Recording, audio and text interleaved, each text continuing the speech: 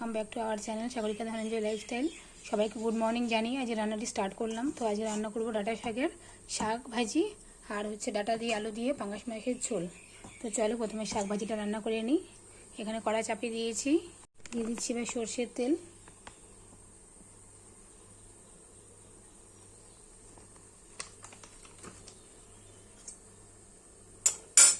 এখানে 4টে রসুন কুচি দিয়েছি, 2টো চেরা কাঁচা লঙ্কা দিয়েছি।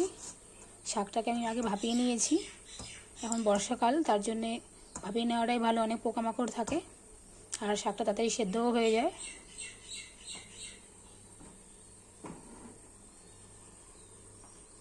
তেলটা বসিয়ে দিয়েছি, তেলটা এবার হিট হয়ে গেছে। এবার শাকগুলো ছেড়ে দেবো তেলে।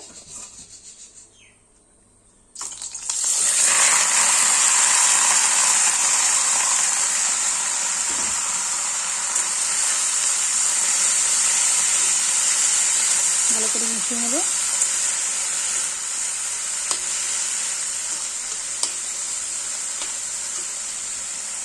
অল্প সময় চাপা দিয়ে রেখে দেব। এবার নামিয়ে নিচ্ছি। এবার দিয়ে দেব স্বাদ মতো লবণ, অল্প পরিমাণে হলুদ গুঁড়ো। ভালো করে এবার একবার মিশিয়ে নেব।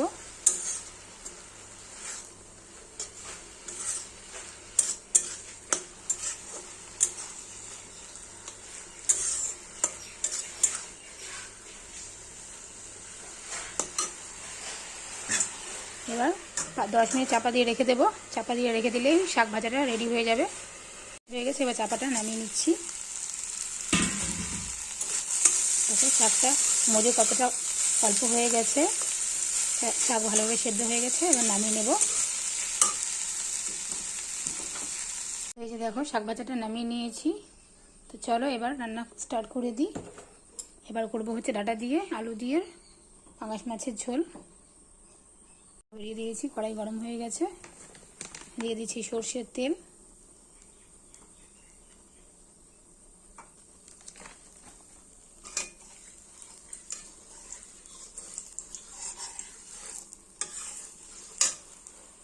ফোড়নে দিয়ে দিচ্ছি সাদা জিরে,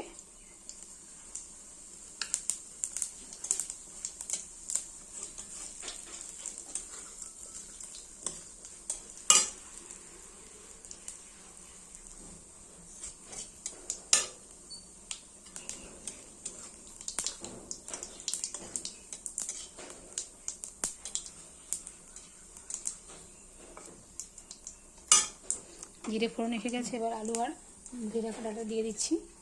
এই যে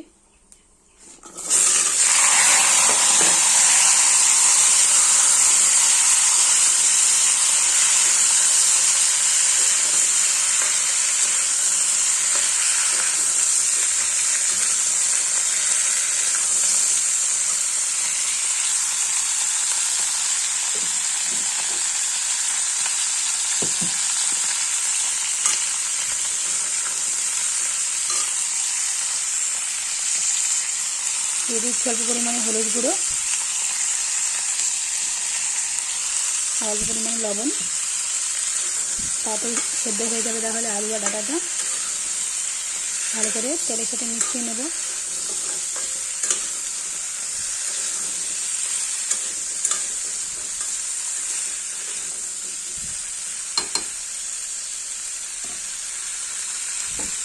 দু মিনিট এরকম করে ভাজা ভাজা করে নেব। 2 মিনিট হয়ে গেল, এবার চাপাটা নামিয়ে নিচ্ছি।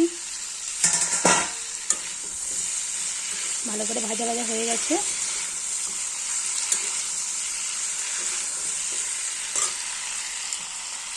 এবার দিয়ে দিচ্ছি পরিমাণ মতো লঙ্কা গুঁড়ো। তখন লবণ দিয়েছিলাম, তাই আর একটু লবণ দিয়ে দিচ্ছি স্বাদ মতো। দিয়ে দিচ্ছি হলুদ গুঁড়ো। ভালো করে এবার কষিয়ে নেব।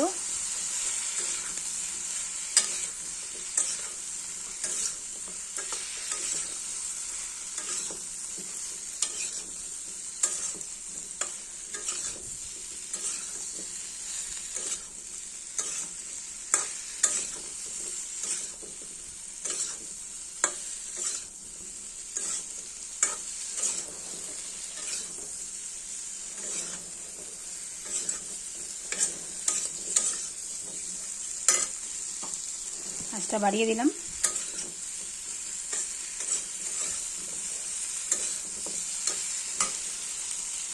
কষানো হয়ে গেছে, এবার দিয়ে দেবো জল। জল দিয়ে দিচ্ছি পরিমাণ মতো।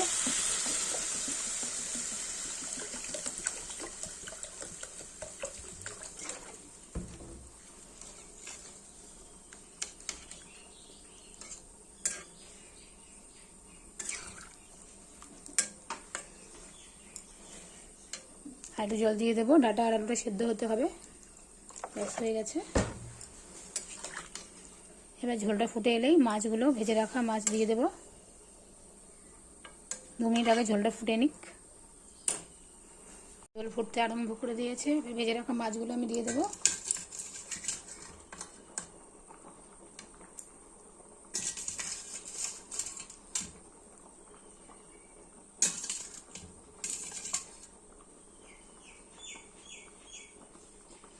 ঝোলের মধ্যে এবার ভিজিয়ে ভিজিয়ে ডুবিয়ে দেবো।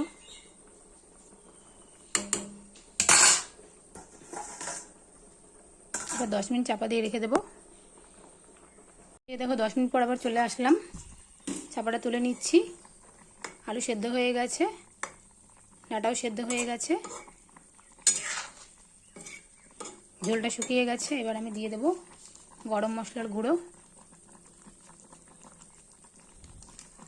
একটু মিশিয়ে নিচ্ছি। তো আমার আজকের রান্না কমপ্লিট হয়ে গেল। তো আমার রান্নাটি কেমন হয়েছে তোমরা অবশ্যই আমাকে জানিও।